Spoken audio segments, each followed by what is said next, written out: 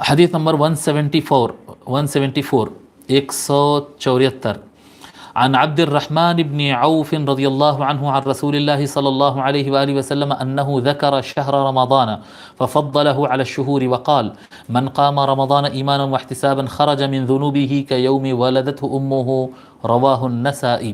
حضرت عبد الرحمن بن عوف ان کے بارے میں لکھنا ہے، یہ نئے راوی ہے. ان کے بیٹے کے بارے میں ہم لکھ چکے ہیں، ابو سلمہ بن عبد الرحمن کے بارے میں. ہاں ہو گیا تھا. عن عبد الرحمن، اچھا عبد الرحمن لکھے نام، ابو محمد عبد الرحمن ابو محمد عبد الرحمن بن عوف القرشی.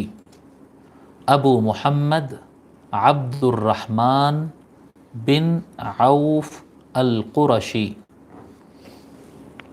ان کا پہلے نام جو ہے عبد عمر تھا. ان کا نام پہلے اسلام قبول کرنے سے پہلے ان کا نام عبد عمر تھا، عمر کے بندے.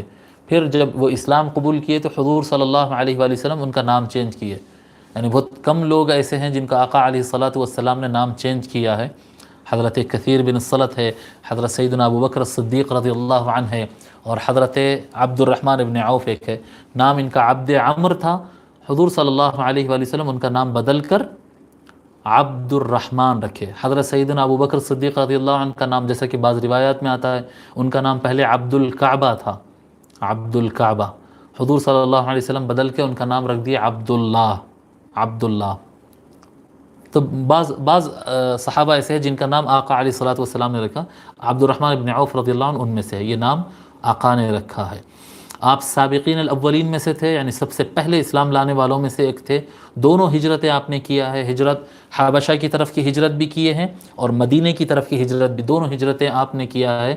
اور العشر المبشرہ، وہ 10 صحابہ کرام جن کو حضور صلی اللہ علیہ وآلہ وسلم نے ایک ہی سٹنگ میں جنت کی بشارت اور جنت کی ضمانات ان کو دیے تھے، خوشخبری ان کو عطا کیے تھے کہ یہ جنتی ہوں گے. ان میں سے عبد الرحمن ابن عوف رضی اللہ عنہ بھی ہے. آپ کی وفات 31 ہجری کو ہوئی ہے. 31 ہجری کو آپ کی وفات ہوئی ہے. ٹھیک ہے.